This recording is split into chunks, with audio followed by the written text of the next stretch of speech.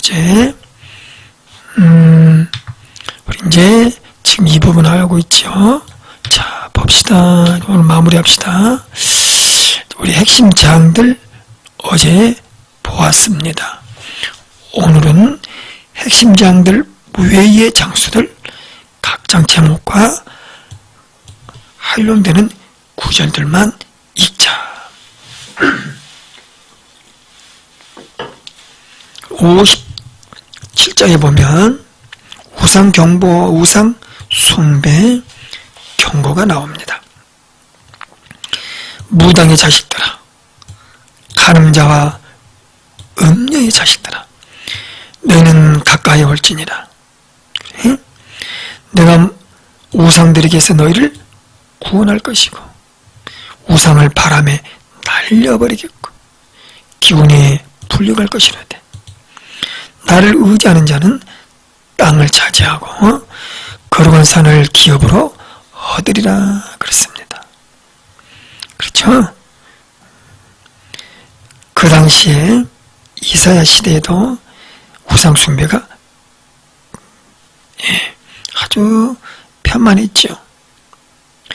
우상 숭배하는 자들아 가까이 오라. 하나님이 부르시는 장면이지요.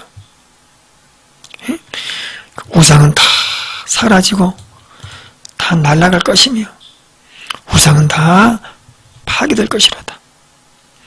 하나님 의지하는 자는 땅을 차지하고 거룩한 산을 기업으로 얻으리라.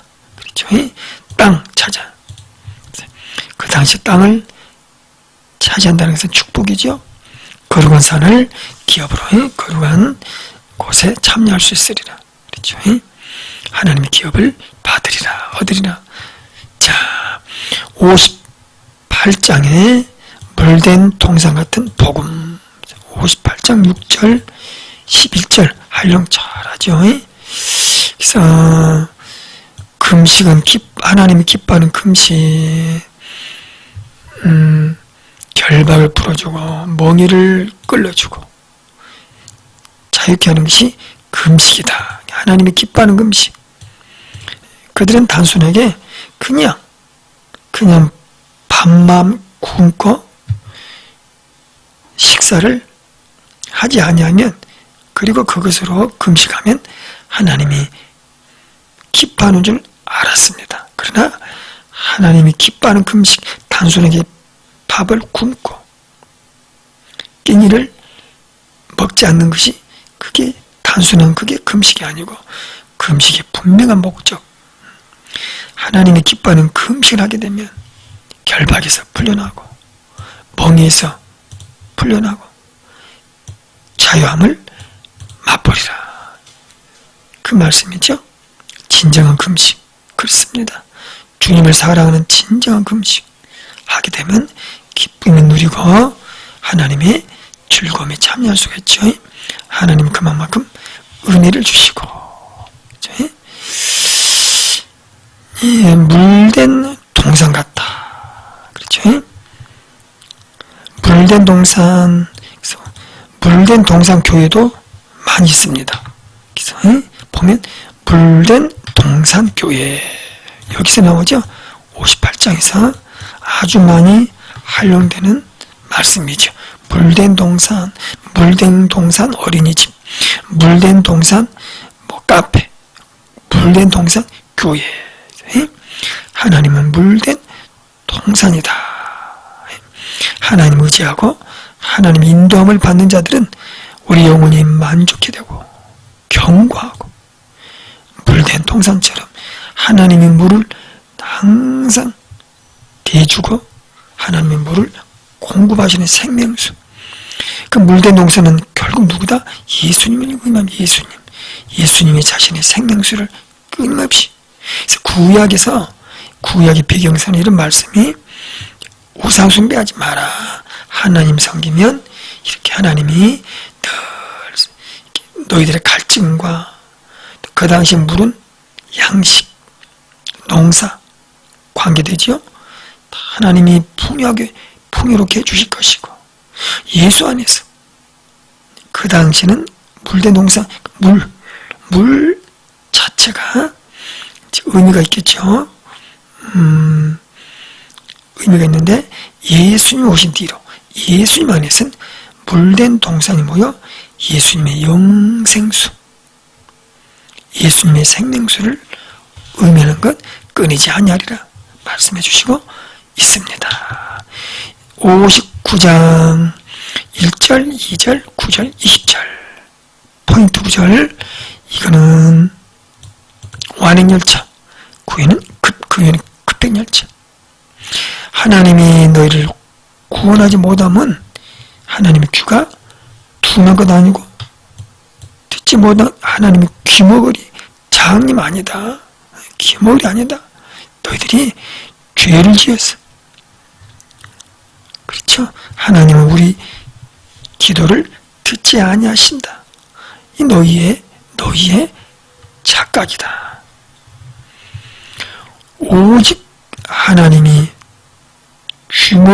귀머거리가 아니라, 장님이 아니라 너희 죄로 인하여 너희와 너희 하나님 사이를 갈라놓았고 상당히 많이 활용되는 말씀입니다. 59장 1절 2절. 너희 죄가 하나님의 얼굴을 가리워서 듣지 않으시게 함이라.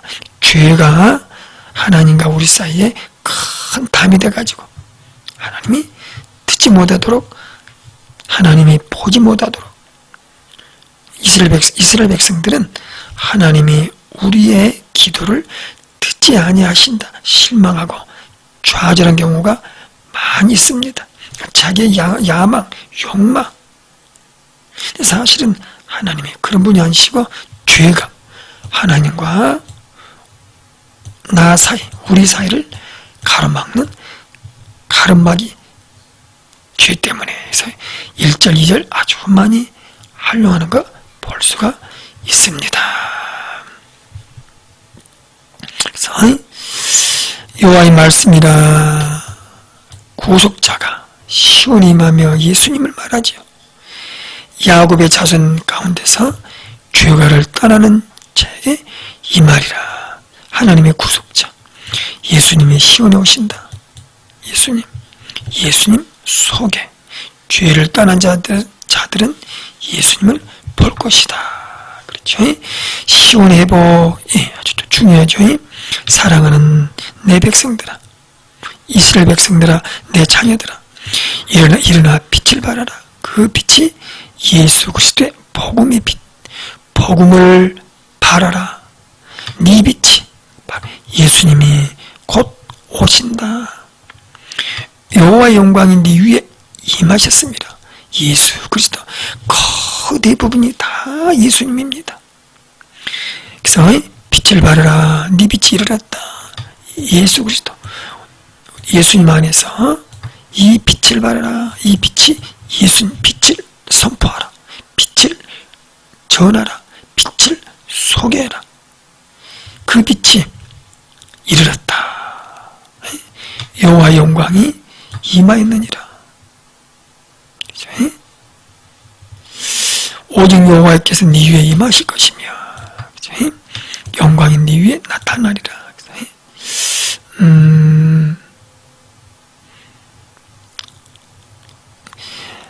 어둠이 땅을 덮을 것이며 캄캄함이 만민을 기다리거니와. 그렇죠?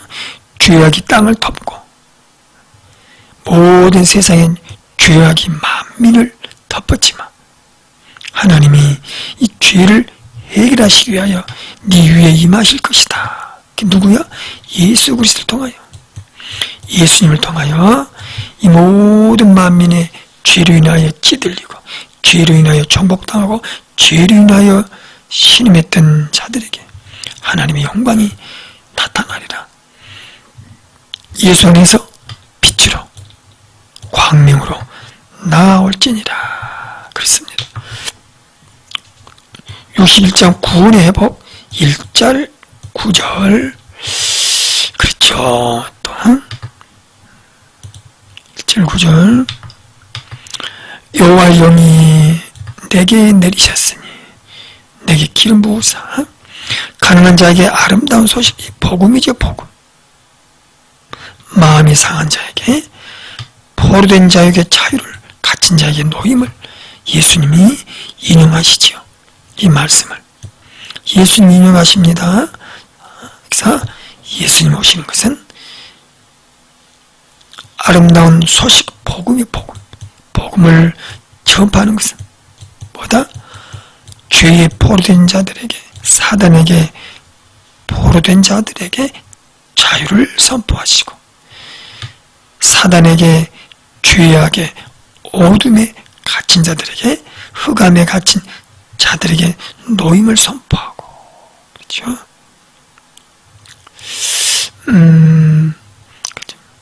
다 그들이 주님 오시면 모든 만민이 복을 받을 것이니라.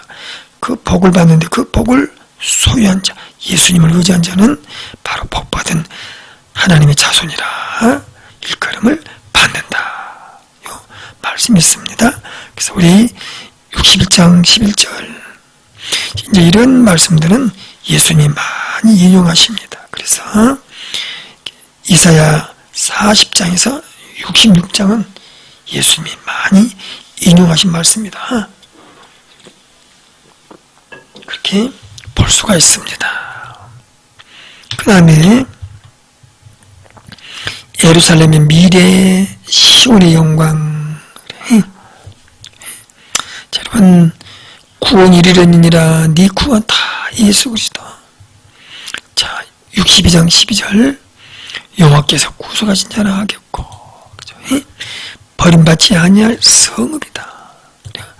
이스라엘 백성들은 이러한 사명 때문에, 이스라엘 백성들은 하나님의 심판으로 인하여 그들은 멸망할 수밖에 없는 그러한 영적인 지경에 이르렀지만, 예수님을 이 땅에 모시고 예수님을 기다리고 예수님 오시면 그 복음을 세상에 선포해야 될 그런 사명자이기 때문에 하나님이 이 성읍을 버리지 아니하리라. 예수님 때문에 북쪽 이스라엘이나 남쪽 유다는 멸망하지 않습니다. 누구 때문에? 예수님 때문에. 예수님 덕으로 예수님을 그들은 모시기 때문에.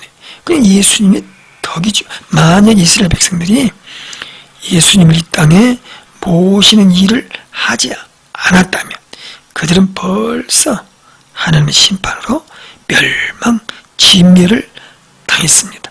하나님은 매를 때려서라도, 고난을 당해서라도 끝까지 예수님 오실 때까지 이스라엘 백성들을 남겨두시고 훈련시키시고 남는 자들을 통하여 이 일을 이루십니다. 그게 62장이죠.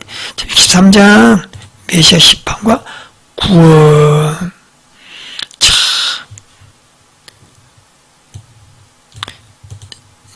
심판과 구원이지요. 그래서 하나님은 노하심으로 말미암아 만민을 밟고 하나님의 분함으로 그들 취하게 하고 선혈이 땅에 쏟아지게. 원래 하나님의 심판을 모든 인류가 죄로 인하여 이렇게 받을 수밖에 없습니다만은 하나님의 심판 받을 수밖에 없는 그런 인생들이다. 이 땅의 모든 백성들, 이스라엘도 하나님의 분노와 하나님의 심판에 누가 죄외될 자가 없다. 다 죽을 자들이다. 근데 왜? 앞으로 예수님 오시기 때문에 그분 때문에 그분의 구원에 참여하도록 하나님이 이 땅을 심판하지 아니하시고 끌어가신다. 63장은 심판받을 수밖에 없는 이스라엘, 유다, 그리고 이방 나라, 모든 나라, 사제강구 14장. 여호와여 분노하지 마소서. 죄악을 영원히 기억하지 마소서. 보시옵소서. 우리는 다 주의 백성입니다. 이사야 선지자가 강구하는 모습을 볼 수가 있습니다. 이 정도에서 이사야를 마치려고 합니다. 이 정도 그냥 마치려고 하고요. 핵심절, 모든 성경을 선지서는 특별히 뭘 본다? 제일 중요한 포인트가 핵심절. 핵심절을 암기하신 분은 정말 좋습니다. 그래서 우리가 미가서가 뭔데요? 그러면 핵심절 3장 11절 나와야 돼요. 미가서는 이리 이랬어요. 이사야는 이리 이랬어요. 이렇게 말하지 말고, 말로 하지 말고, 핵심절 한 개나 2개 구절 가지고 이걸 암기하면 참 좋아요. 그래서 암기하면 한 39절, 30에서 49절 정도 됩니다. 미가서가 뭔데요? 이건 여러분 참고로 미가는 평민 출신 북쪽 이스라엘. 자, 우리 교재 한번 보시면 이게 나오나요? 나오네요. 여러분 교재 49쪽 보시면 그쵸? 어느 시대에 우리 하고 있어요? 히스기야 시대에 몇 사람의 선지자? 3명. 이미나. 누구의 동생이다? 이미자 동생이 이미나, 이사야, 미가, 나옴. 미가 하고 있습니다. 그래서 히스기야 시대에 히스기야 왕 때 새 선지자가 등장한다. 왜? 남유다의 멸망을 막아보려고 지금 사역하는 걸 볼 수가 있습니다. 그래서 우리 이거 잘 기억합시다. 히스기야 시대 13대 왕 이미나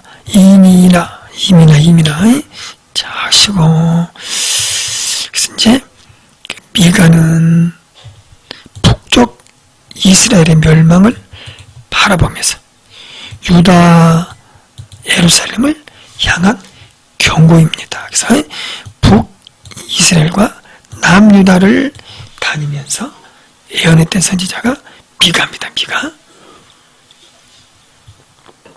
미가는 좀 독특하죠? 우리 핵심절 암기하도록 합시다.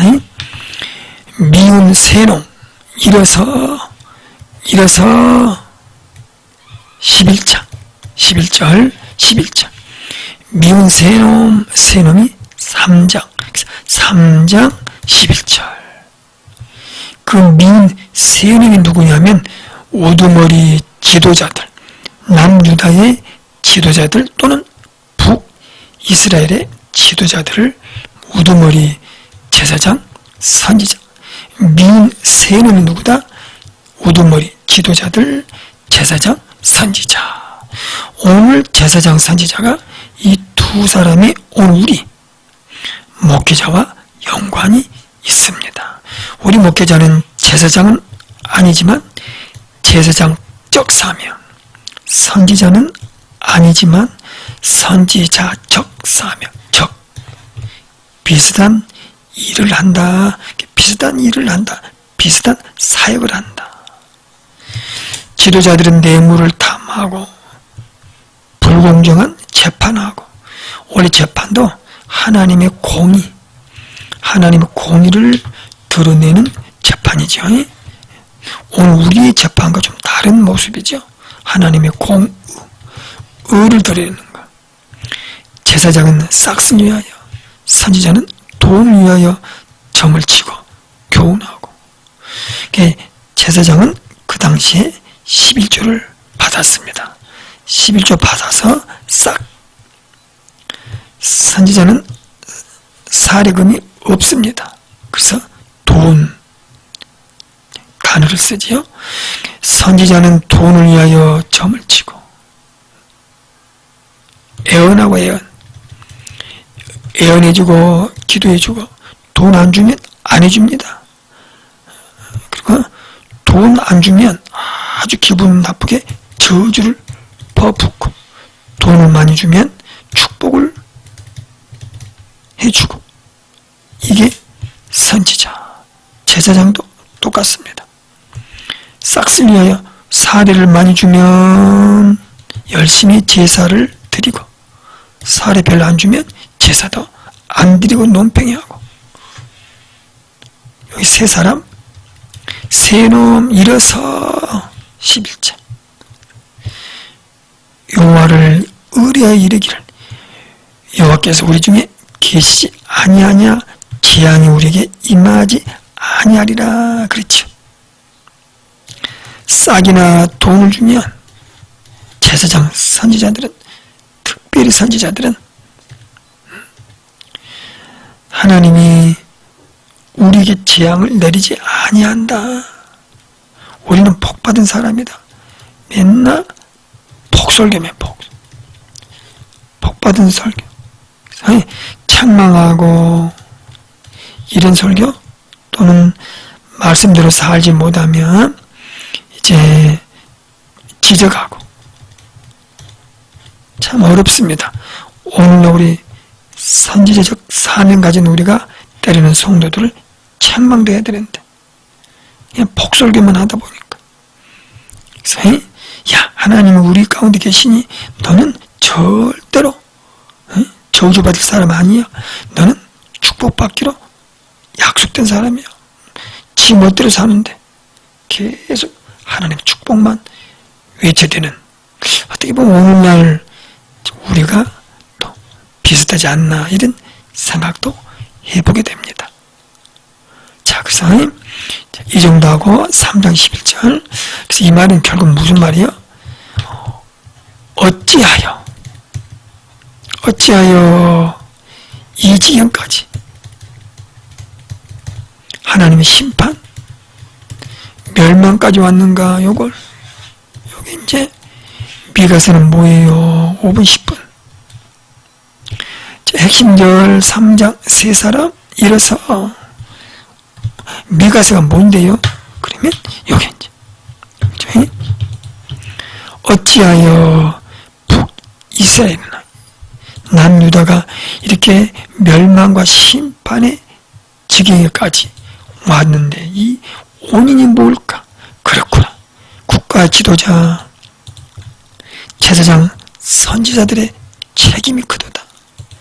뇌물과 싹과 돈을 위하여 사명을 감당했으니 이러니까 영적으로 완전히 북이스라엘 남유다가 죽어버렸구나. 하나님의 한탄이지요. 하나님이 왜 이 지경까지 왔는가 보았더니 이렇구나. 오늘날 우리도 우리 특별히 목회자 잘 새겨드려야 되겠지. 새겨드려야. 그렇습니다. 오늘날에도 우리나라에도 전도사님 목회자 하면 약 10만 명, 9만 명에서 9만 명. 상당히 많은 숫자죠. 물론 점쟁이는 훨씬 더 많습니다. 우리나라 점쟁이 한 30만 명 된다 그래요. 그보다는 적습니다만은 어쨌든 우리 목회자가 9만 명인데 우리 목회자들만 똑바로 살아도 9만 명만 똑바로 정말 멋지게 살아도 대한민국은 어느 정도 소망 있는 나라다. 이렇게 말하는 어느 목사님 말씀을 들었습니다. 우리 목회자만 똑바로 살아도 이 민족이 이렇게 되지 않는다. 그렇지. 그 말도 진짜 맞는 말 같습니다. 그래서 책임이 크다. 오늘날 그렇죠. 그래서 오늘 이 말씀을 통하여 참 목자와 싹꾼 목자. 싹꾼은 성도를 유혹하고 참 목자는 성도를 인도한다. 그래서 미가서 3장 5절 보면 사명자지만 하나님의 백성을 유혹하는 사명자들, 유혹의 설교, 유혹의 기도, 유혹의 예언, 유혹의 여러 가지들. 왜? 유혹한단 말은 뭐예요? 싹쓸, 돈을 받기 위하여, 싹쓸 받기 위하여 유혹하지. 말로 유혹하고, 기도로 유혹하고, 애언으로 유혹하고. 그리고 항상 복만 내 축복. 내가 기도하면 복을 많이 받을 거야.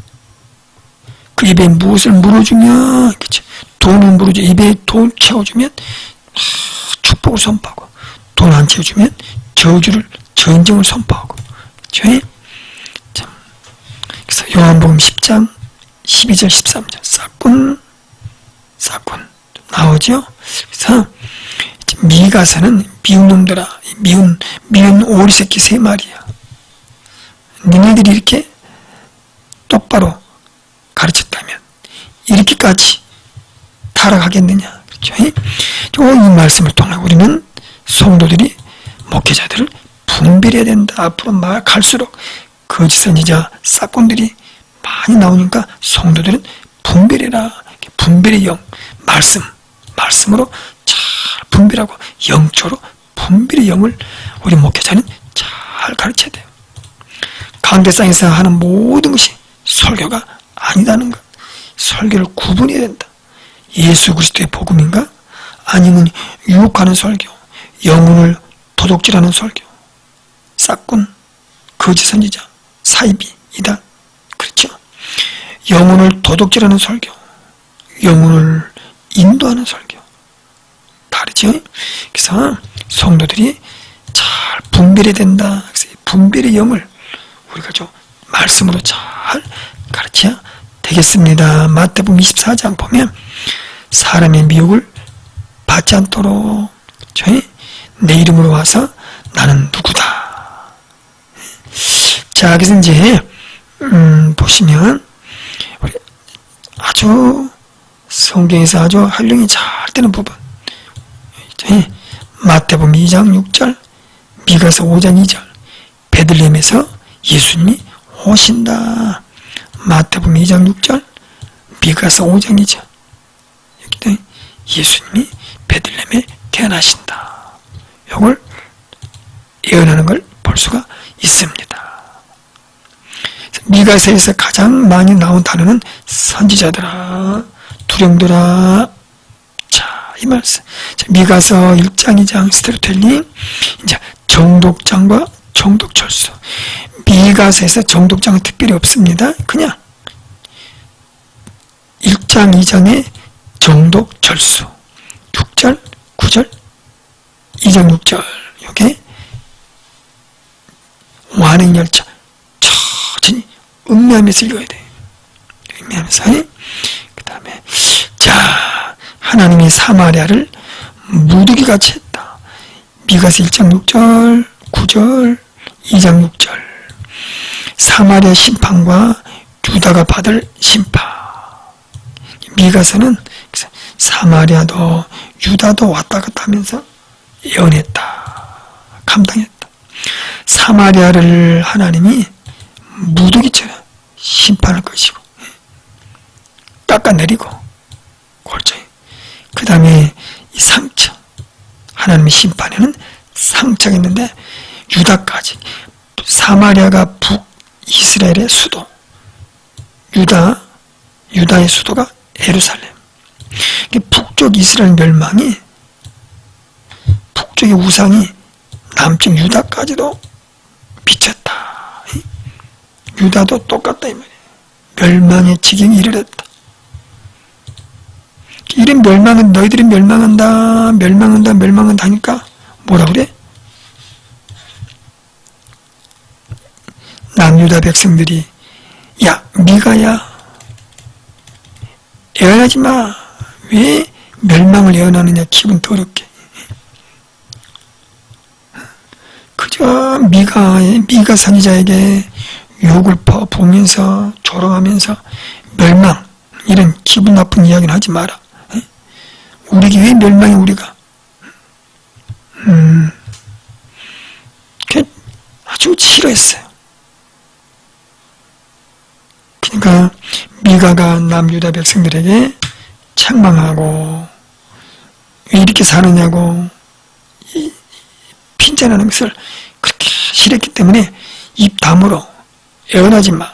네가 뭔데 기분 나쁘게. 그 이야기가 바로 2장 6절, 아주 1장 9절, 2장 6절. 이게 포인트. 북쪽, 남쪽 미가가 활동했다는 거 볼 수가 있습니다. 내일 우리 이 테마 3장부터 미가서가 6장까지 나오나요? 7장까지 나오군요. 그래서 내일은 3장부터 하도록 하겠습니다. 특별히 특별한 장소는 없고요. 그냥 이렇게 테마로 1테마, 2테마, 3테마, 4테마 연결되어 있습니다. 이 정도로 하면 되겠습니다.